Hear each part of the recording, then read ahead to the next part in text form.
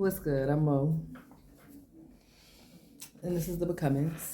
So, let me tell you about Lyfted Life, and let me tell you about uh, Hemp Paradise Hemp Farms, and I'm going to tell you about who I am, uh, what qualifies me, like why you should listen to me, why you should invest, why you should join, okay, or why you should,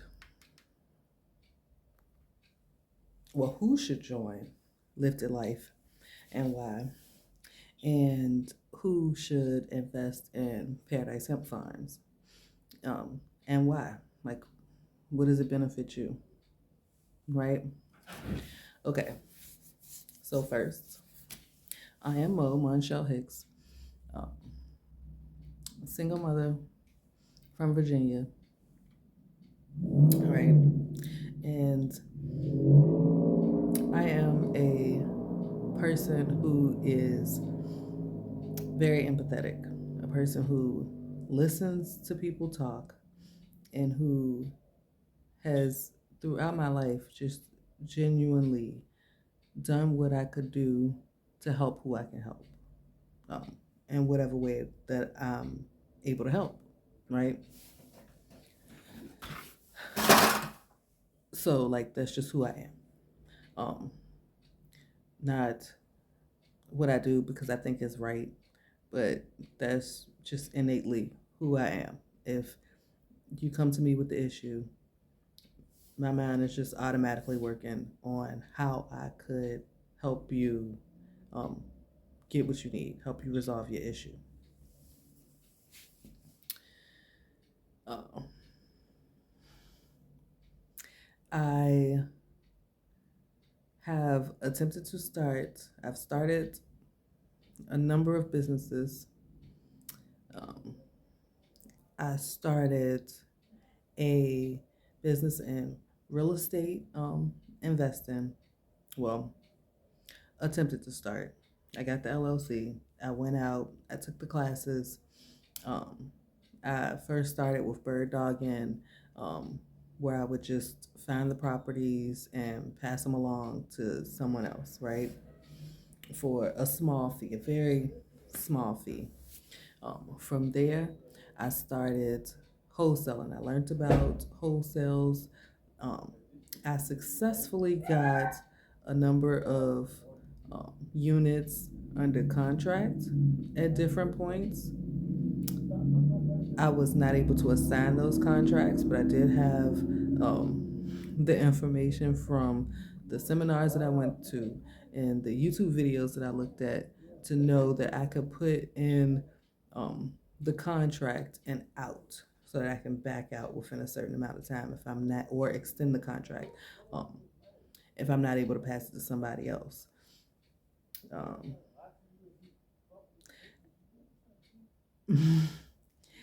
I also had a wedding planning business with one of my best friends. We planned a wedding. We successfully planned a wedding, helped someone plan that wedding, and saw it through for a couple um, out in the county. And then my friend ended up being deployed, so that didn't go any further than that. Um, I took several. I'm a person who has invested in myself in the way of different masterminds, different programs, business courses, mindset training courses. After talking to, after talking to a friend in particular one day, and this is after just over years talking to different people, hearing about the different problems that they're going through with their business partners, um, owners of venues, and things like that, and just the different issues that they've come across. When in conversation with this one particular friend, I decided it would be very beneficial. What we need is a place where we could all come together, where we can escape the bullshit. Okay. Uh, in 2000, I'm sorry, not 2000, in 2020, the pandemic, I was working um, at a fast food restaurant. I was a delivery person at this pizza place. Uh, Before the pandemic,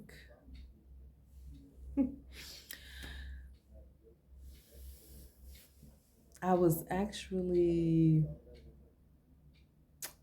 sharing cannabis with friends.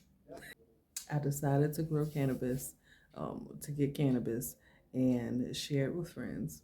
So when the pandemic hit, I decided to put my passion for the plant together with my passion for helping people um, to grow and heal and be their best selves.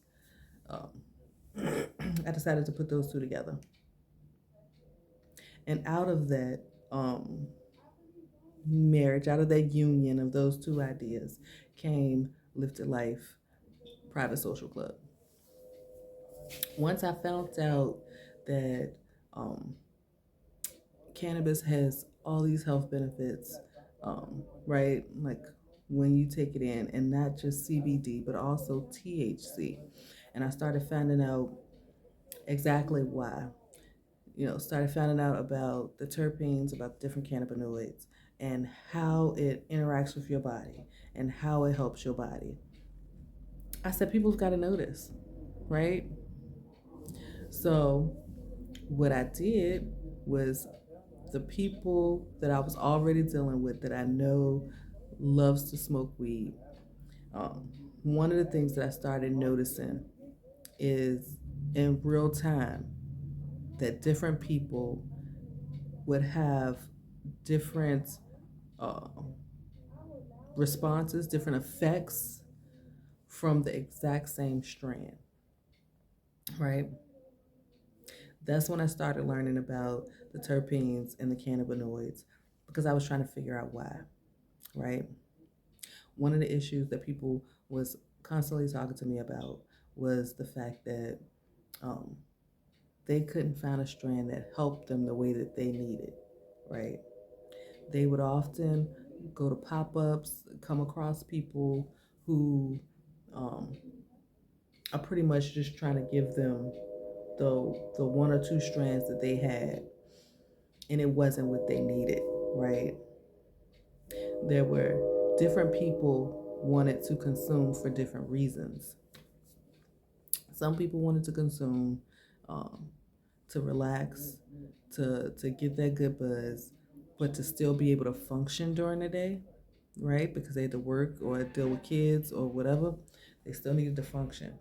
And then there were people who wanted to um, partake at night. They needed it to get some good quality rest, or somebody who maybe had the day off and just wanted to chill and relax for the day, wanted to forget about their problems, okay? Um, and then people started opening up to me. Certain people started opening up to me, telling me that it actually helps with PTSD. Um, there is this one couple in particular, the wife in this couple, she partakes all the time.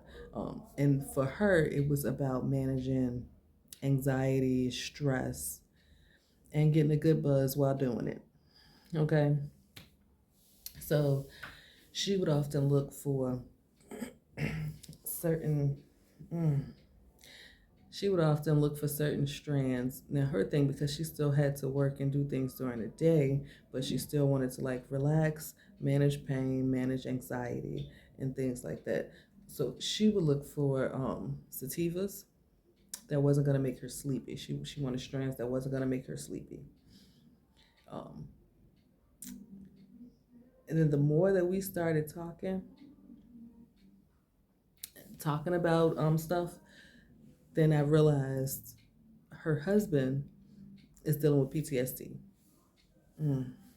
He is a army vet, and so he's dealing with PTSD. And the way that he coped, in addition to um, the medicine that they experiment, that like the VA hospital experiments and gives the soldiers, it wasn't really effective. It wasn't really helping. So he self medicated by drinking. At the end of the day, when everything was done, when he had to go back out the house or do anything else, he would drink. And that's not healthy, Ooh, they were concerned about the long term effects of that. Well, wife was concerned about husband's long term effects of that. Um, and so he didn't smoke at first, but one day he wanted to try it. So we experimented with a couple of different strands, and we found out that indicas were best for him. In particular, indicas that were balanced um, THC, CBD content was best for him, and that's what helped him to relax, to calm down, especially in times. One of the things in therapy for his PTSD, what they told him to do was to get creative. Um, so he can focus, use his hands and focus his mind and attention on something else, like right in front of him. So he would create things, but sometimes that wouldn't be enough. So the cannabis helped him. Um, then I started meeting people who,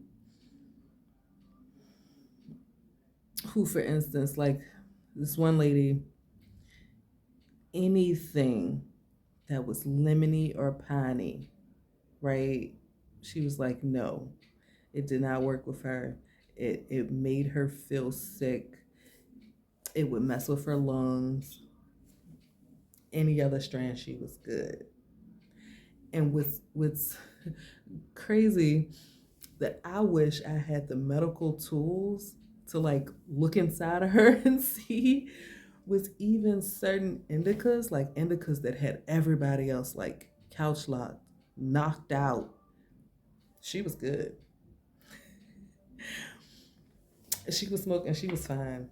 She just couldn't do lemon scents. You know what I'm saying? Like she was still functioning. She wouldn't get stuck. She's still doing the things that she needed to do. Um, so she was fine. And that let me know that it's true that it affects different people differently. You could take the exact same strand from the exact same grow, pull it off of the same daggone plant, the same section of the plant, right? And have two different people consume, and those two different people will have a different experience.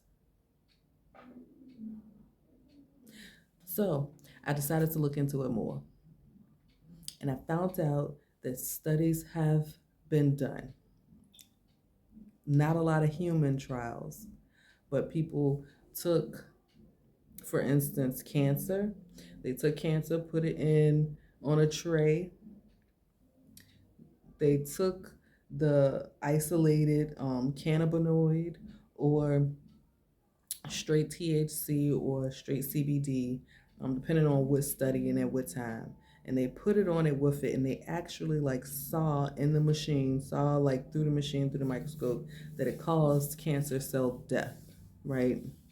Beta carotene is one that causes cancer cell death, and it inhibits the growth of new cancer cells, right? So they discovered this. There's been experiments done in mice.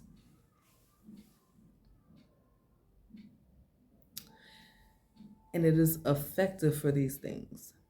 So, out of this and knowing that more studies need to be done, and knowing that it's most likely not going to get done,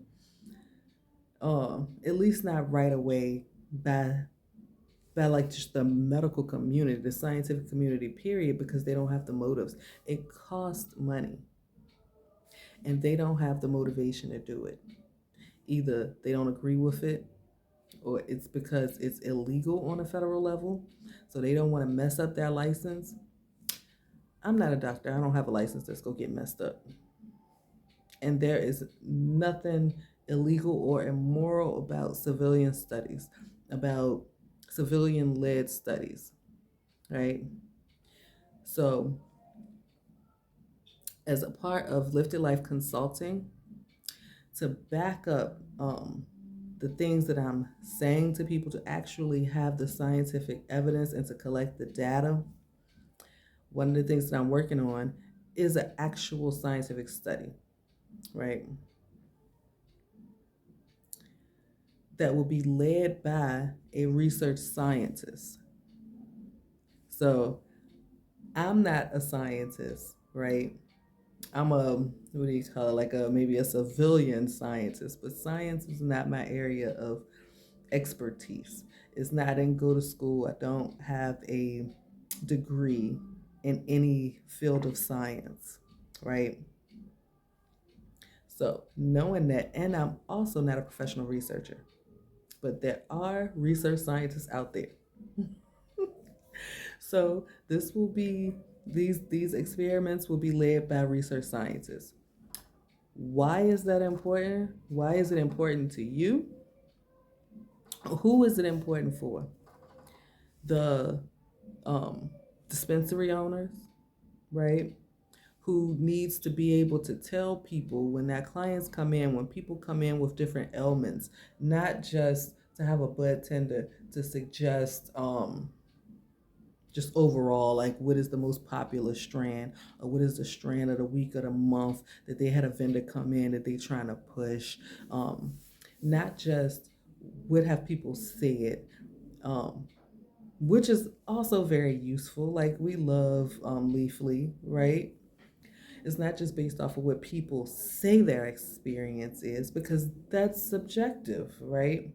But it'll be actual data, human studies, right? To say, to show, and to prove that these things are effective. So, if your intention is to create a medicine that is straight CBD or straight THC, you will have the scientific evidence to take to the FDA when you go to get these things approved, right? When you go and put in your application, pay your money to have this approved, you will have the actual scientific facts that this is helping people, that it's not killing people, that it's actually doing what you're claiming it to do. If you have a dispensary, you'll be able to hire a bud tender, hire bud tenders who have the actual data, the actual facts to back it up, that is more solid than humans' reports of their experience, right? While that's very solid and reliable, there's no way that you can create an order around people's experiences like that. Like you cannot make a dosage recommendation. You cannot make like actual legit strand recommendations based on the facts, because you don't have the scientific data as facts to make those recommendations based on. But after these studies, you'll have that, right? You'll have the actual studies that's conducted by actual research scientists, right? That's actually sitting down and using technology to test the things in a person's body, to actually be able to test to see if the cells, if the cancer cells are dead, to be able to test cortisol levels to see if it lowered stress, to be able to test heart rate, blood pressure, things like that, to be able to test your mind, test your brain, to see what parts of the brain are being activated, to see if it's really calming you down and relaxing you or not, and to see at what dosage for which people, right? That'll help the medical community. Because right now, the issue with it being on a federal, with not being legal on a federal level, is doctors don't even, there's no research. So they don't even know what to prescribe. There's no rule of thumb for them to say this amount, this milligrams work for this person for these ailments under these conditions. We'll have that. This is why it's important to you. That's why you want to invest in it, because you want the benefits of being able to know exactly what you're consuming. It'll make it easier to regulate on a federal level. It'll eliminate barriers. On a state level, it'll eliminate barriers, right? When they're having these debates, that's one of the things that come up. But we don't even know. What are the doctors saying? The doctors don't even know. Why? Because there's no research. Why? Because it's illegal on a federal level, and they don't want to lose their licenses. That they don't want to put their practices in jeopardy. I don't have a practice. All I need is a research scientist who is willing, who is on board, and they're out there.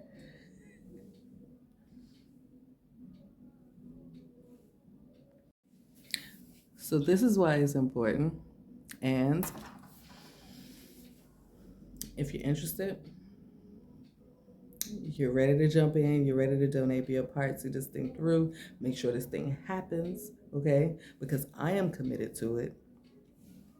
This is not just something I've been riding off of. This is something that I've been actively investing my money in, right? And investing my time in, and investing my mental resources in to build myself up to be the person that I need to be to see this through, as well as to put the things in place legally that's needed in order to see this thing through.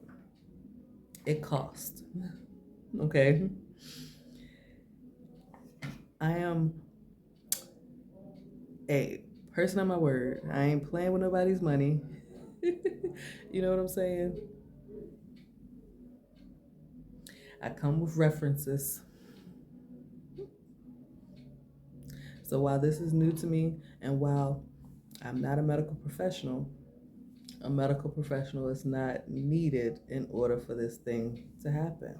In order to see this thing through, I don't have to be. I just gotta have one on the team.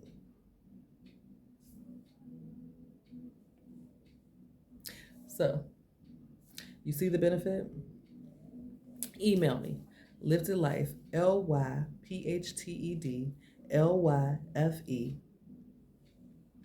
@gmail.com.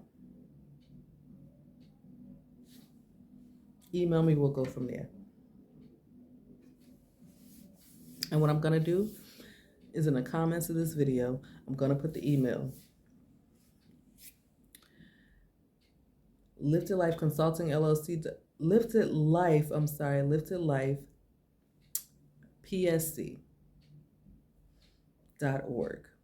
was the website for the private social club. Okay.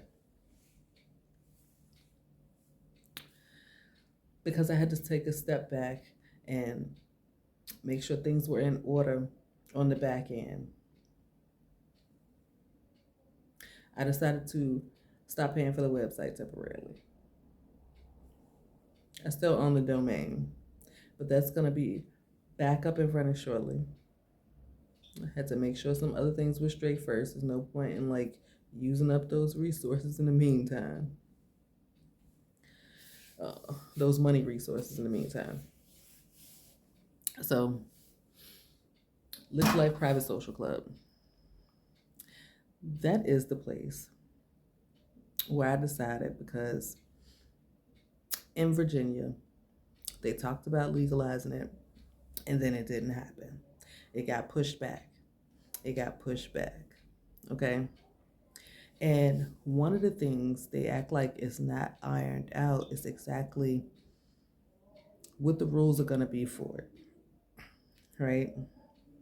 What are the rules going to be when they legalize the recreational sale of cannabis in Virginia? So I said, well, how could we do it without going the route of some other places? Because as I talked to people, they weren't all ready to just say fuck it and get a dispensary. Like, that is literally what they did in New York. They said, you know what? They didn't go lock all of us up. They didn't go shut all of us down. And they all opened dispensaries. And you know what ended up happening? With some work and some determination and them going and talking to their officials, recreational sale is legal now. And they are celebrating Black-owned dispensaries. Okay? So, when I heard that this was happening, that this is what people are doing in New York, they open up these dispensaries and stuff, I started talking to people about it, the people that I knew, the people in my proximity that I talked to or was talking to on a regular basis. I started pitching those ideas. Well, hey, how about we do this? How about we just, and everybody had some sort of excuse, right? People didn't want to go for it. People were scared.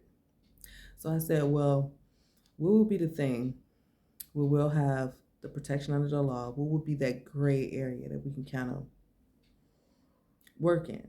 As long as public safety is not an issue, as long as we keep into account public safety, because that is the biggest issue, right? That the Cannabis Authority was talking about, that City Council was talking about, that state officials were talking about. It was about public safety. How are we going to make sure that the public is safe with this? How are we going to make sure that the employees that are working in these dispensaries are safe with this? So I said, you know what? Them country clubs, they make their own rules. So the lodges have their own constitutions.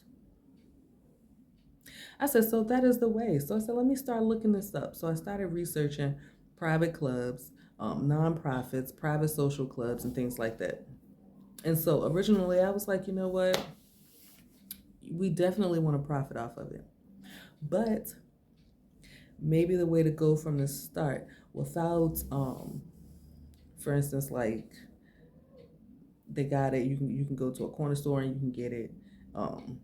They have different CBD products, THCA, things like that, products inside of tobacco shops, and they started popping up every freaking where. So I'm like, instead of just being another one in the crowd, because how do I envision it? What would I actually want to happen um, in my dispensary, right?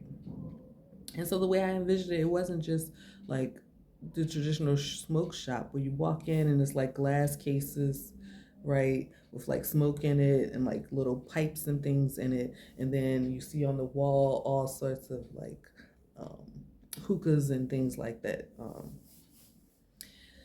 I said no, I didn't want it to be like that typical place. Of course, there would be some things on display, but I didn't want it to be like that typical type of place. Uh, what I envision is a place where people can actually consume. People could sit and smoke uh, like the cigar lounges, But instead of cigars, it'll be weed. I said that's dope as fuck, right? Then I said, well, so what we need right here in Richmond, what we need in Virginia is a place that is just doing it. That is just uh, that has the system set up to sell recreational cannabis, recreational weed, marijuana, right? That takes into account public safety, that takes into account the safety and the well-being of the employees, right? And that also um, provides private space, right? Since it's legal to consume privately, private space where people can consume um, and also be social, right? Because it's one thing to smoke at home. That's cool. Sometimes you want to smoke at home. A lot of times I want to smoke at home. But then sometimes you actually want to smoke and enjoy the company of other people, right? In a public setting, right? So I said, well, how could you get that public feel but being private without having like a house party or something like that, inviting people into your home? Private club, private social club. So people can come and go as they please. They have club activities, um, which is situations where people have the opportunity to be social, to come together um, over a common recreation, a common thing. And in this case, that common thing would be cannabis. Um, so I said, that's a dope ass fucking idea. And then at the same time, I was growing. And I said, you know what? You keep hearing about these strains in California. You keep hearing about how good the weed is in California. But I'm like, I totally believe in Virginia. I totally believe in my people right here in 804, right? So I said, we can grow a strand. I can grow a freaking strand. Well, I grew for about a year and I discovered mm, I don't so much like growing weed in my apartment. I don't like that. But I do like the fact that other people do. I do like the fact that it's legal to grow for plants. So, and there are people who are growing, who are learning how to grow better, right? People who over the time have grown strands who've had grows that are comparable or better than what I have experienced in California. That's better than even some of the like name brand strands, right?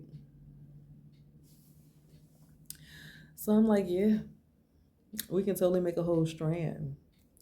So that's part of it, right? That's a part of the social club is the whole program for growers that I worked out, that I planned and strategized, um, that takes into account the needs of the growers, the need for them to teach, the need for people to learn, the need for them to have a safe space where they can do what they do and they can grow freely.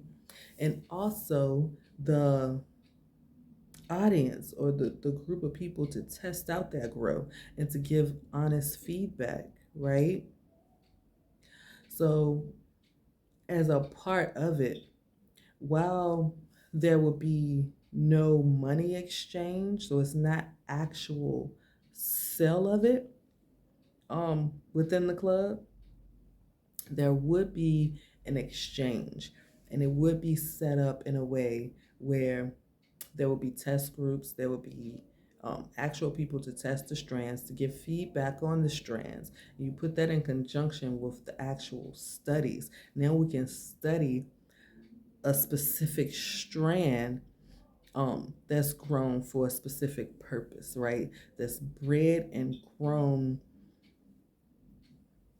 for a for the potency of a particular, not just THC, not just CBD, but other cannabinoids like uh, uh, CBG, CBN, um, beta carotene, for other terpenes and flavonoids that will help, that we can use to study, right? To see the effectiveness in the people. The people will be testing it and giving feedback on the quality of the strands, right? From everything from appearance to smokability, like, how does it smoke? What does it smell like? What does it taste like? What does it feel like, right? And then those who consent, who participate in the actual trial studies, will be able to look inside their bodies and see what's going on, see what are the physical effects um, within their body as a result of smoking these strands, right? So it's helping the people, it's helping the club, it's helping the growers.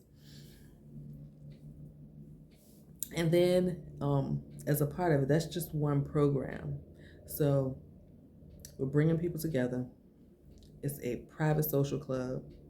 It is certain qualifications that one must meet in order to gain membership, for one, in addition to paying the fee.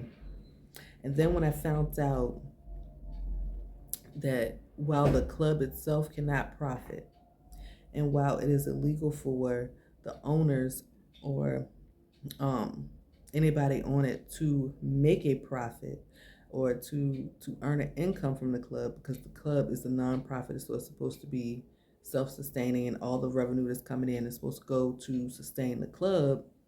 Um, there's an exception, and the exception in the law says except where necessary. It is the business owner who deems what is necessary for their business, right? So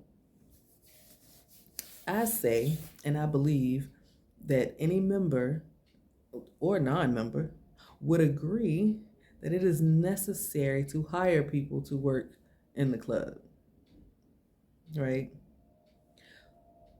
Who's going to run things? Who's going to manage? Who's going to oversee? Who's going to work the bar? Who's going to clean up? Who's going to, like, there's a number of positions, right? So people will get paid. Executives will get paid. Managers will get paid off of the membership fees, off of the sale of other things, merch and things like that that's in there, off the sale of food and things like that. The club also has to be beautiful. It has to be beautiful, it has to be elegant, and it has to be comfortable, right? One thing I don't like is getting all dressed up, looking all good, and then having to feel stiff and tight so that I don't mess nothing up. You want to be beautiful and comfortable. You want to be able to relax, right? You want to be able to sit back and kick it, especially when you smoking weed. Ain't nobody got time to be just sitting around trying to be all stiff and cute. You can be cute and you can relax, right?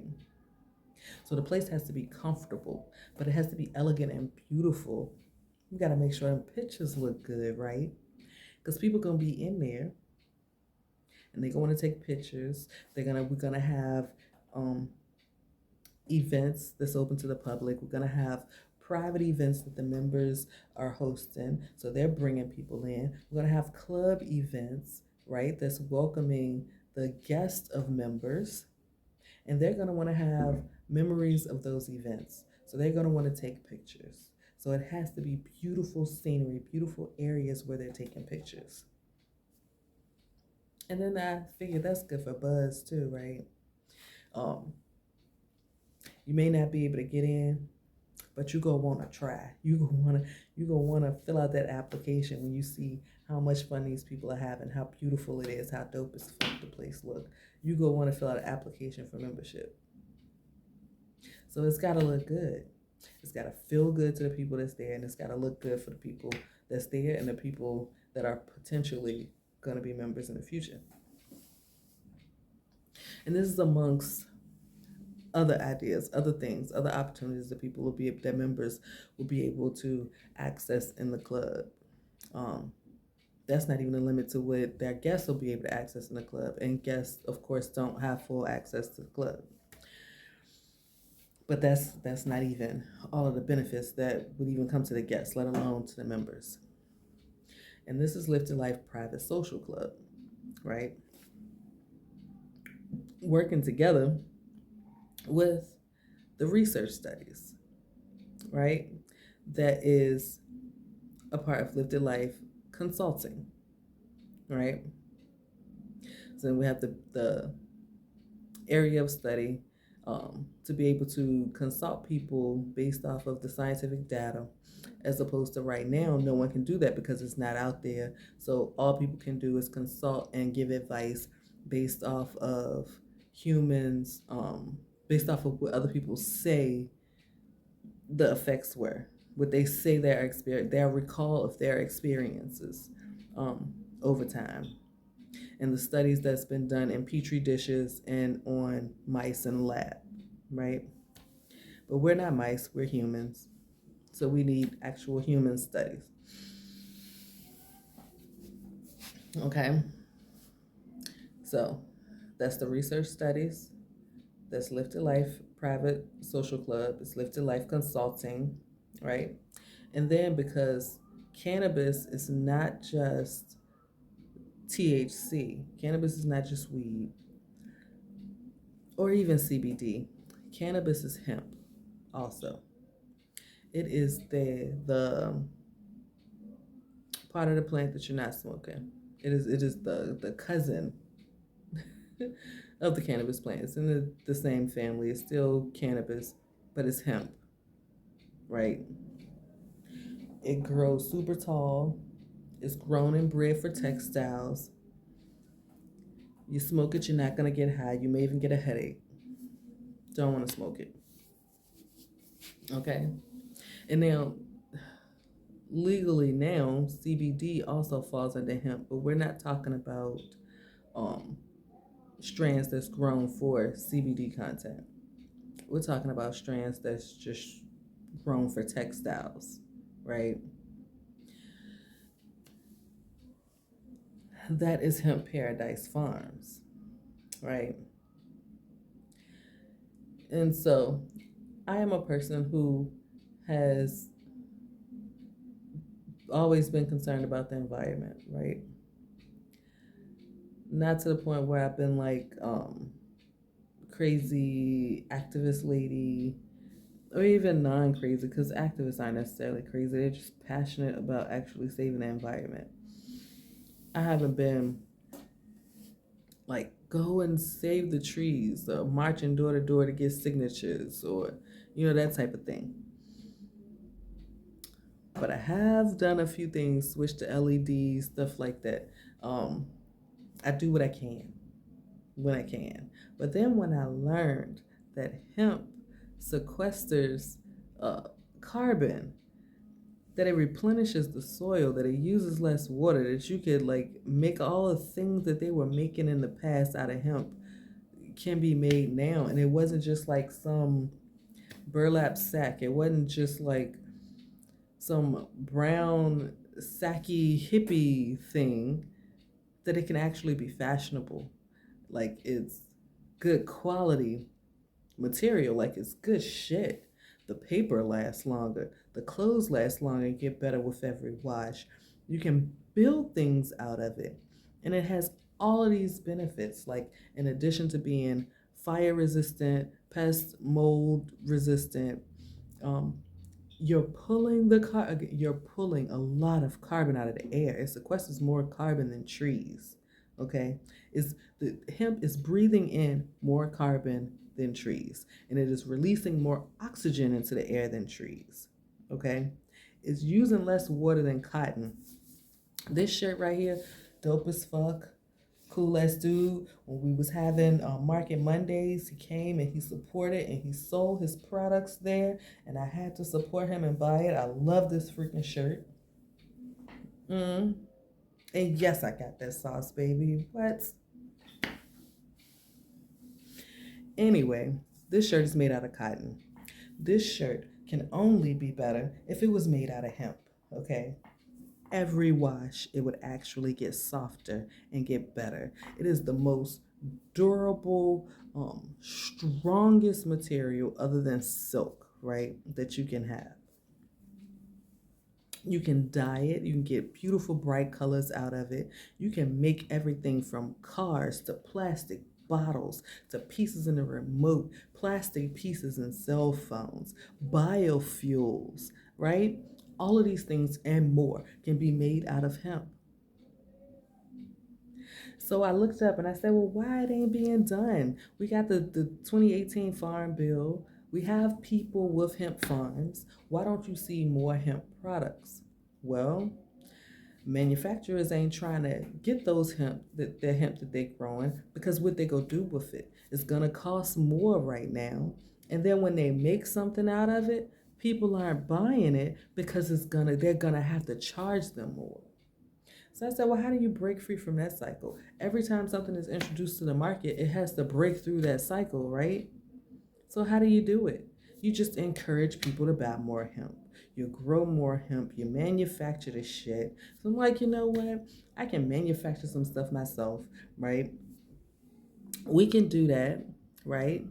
You can use the resources of the people who are very talented and influential to go out and drum up the buzz about using hemp, right? Which is going to create a demand for it, which is going to make other manufacturers want to switch over from what they're currently using. They're going to want to switch over to hemp because they're going to see that that's where the money is at, because that's what people are demanding, right? So you just gotta like jump in there and get that ball rolling somewhere. So I said, this is what I'm gonna do. So this is what I set out to do. So this is what I'm working on now, and this is what I am in the process where I put out the ad for employers looking for employees off of Indeed. Um, I'm also going to work on LinkedIn so that I could find potential candidates on LinkedIn. But this is what I'm looking for someone for. This is what I'm about to go and interview people for, the position to help build the hemp farms and to bring all of these things together. Who does that benefit? Anybody who sees a green future, who sees the need in a green future. It benefits everybody that got to breathe air. It benefits anybody that's living on this planet, right? That's seeing and going to experience all the crazy ass weather patterns due to global warming, due to all of the snowball effects of the planet heating up. That's who is going to benefit. Who will want to jump in? Anybody who realized that this is a new industry and the shit, well, is coming back around, so now it's new again. And there's a whole lot of money to be had in it, right? That's who is going to benefit. Paradise Hemp Farms is not the private social club. Paradise Hemp Farms is fully profitable. Okay? Fully profitable. Okay? So, I'm working on building up that team. The team of experts that have a proven track record that will get the job done, that you can have trust and faith in that's going to get the job done.